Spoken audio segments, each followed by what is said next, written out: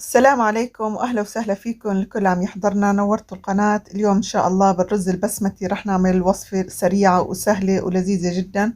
أكيد الكل بحب وصفات الرز البسمتي لأنها متنوعة وكتير كتير لذيذة وسهلة. ومثل ما شايفين ما شاء الله عدة الألوان للرز البسمتي وكل حبة منفصلة عن أختها. هلأ رح نعمل مع بعض ونشوف كيف الطريقة. يلا هاتوا الرز البسمتي ونقول بسم الله والصلاة والسلام على رسول الله. هلا هاي الخلطة تبع تتبيلة الدجاج، حاطة بهاي الزبدية زبادي ومعه توم وبقدونس مطحونين. هلا رح ضيف البهارات، رح ضيف الكمون والكركم والبهار المشكل. هيك صارت خلطة تتبيلة الدجاج، صارت جاهزة.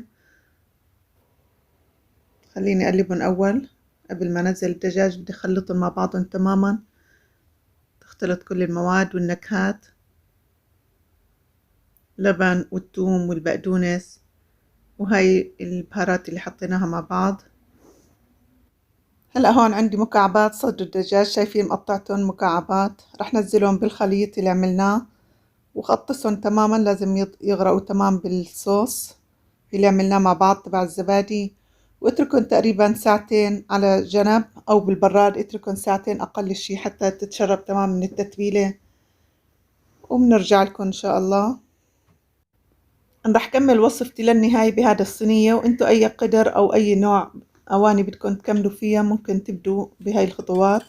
هلا عندي هون زيت بهذه الصينية. رح نزل الدجاج بعد ما نقع تقريبا 4 ساعات أنا خليته. شايفين الصوص تبعه، رح صفيه من الصوص. أكيد رح يبقى فيه شوي بس معلش، هو هذه النكهة المميزة اللي بهاي الطبخة أو وصفتنا لليوم هي بالصوص هذا. هلا طلعت الدجاج من الصوص بالمصفاية مثل ما شايفين، وخليها بالزيت تتقلى الدجاج لحتى يستوي. هلأ راح أغطيه شوي وبنرجع بنضيف الخضار الباقي. طبعا الصوص راح احتفظ فيه لأني بحاجته بعدين. هلأ هون بعتذر حطيت الخضار بدون ما أعرف إنه الكاميرا موقفة. شايفين الخضار، حاطة بندورة قطع كبيرة وفلفلة وبصل.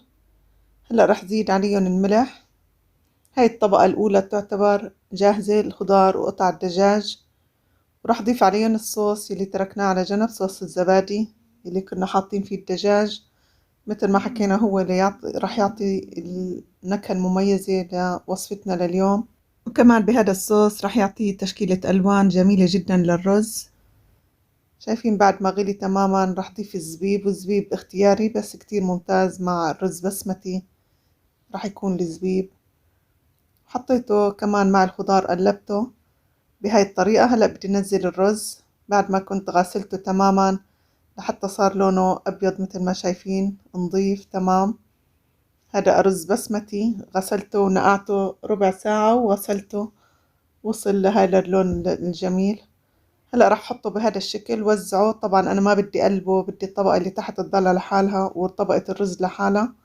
وبغطيهم تقريبا نص ساعة لحتى تستوي، وكل شوي برفع عنه لحتى أتأكد إنه الرز بلش ينضج.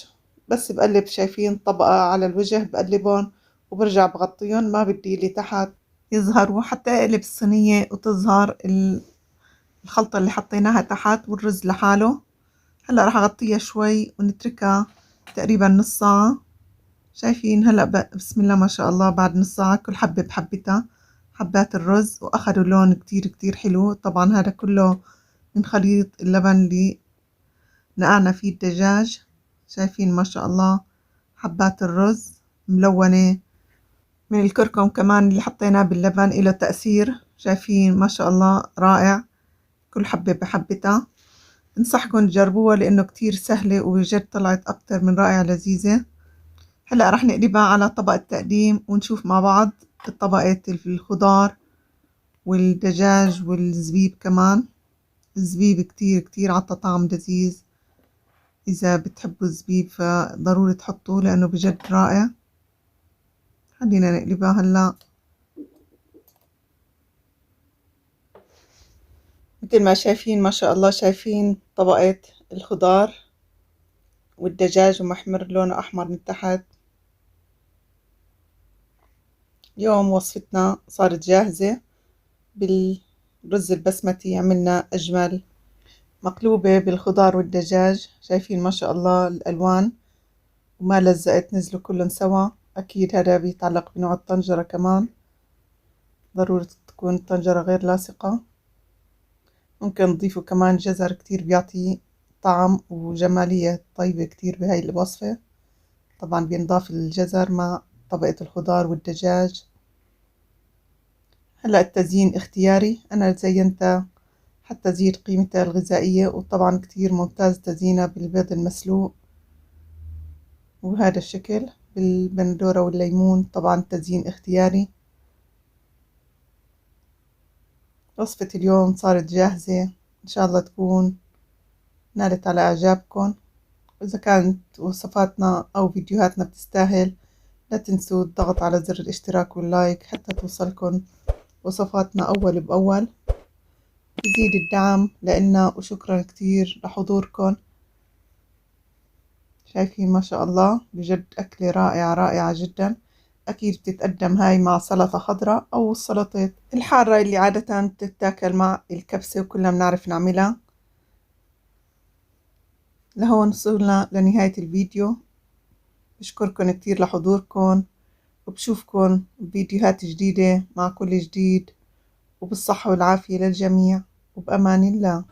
كل شيء في حياتك درس، من لجأت له خوفا ولم تجد طمأنينة، من أحببته بدفء وأحال دفئك إلى صقيع، من لم تستطع النوم يوما من أجل خيبته التي تحولت إلى أرق، من كان البريق في عينيك يوما واليوم هو سبب امتلائها المفاجئ بالدموع.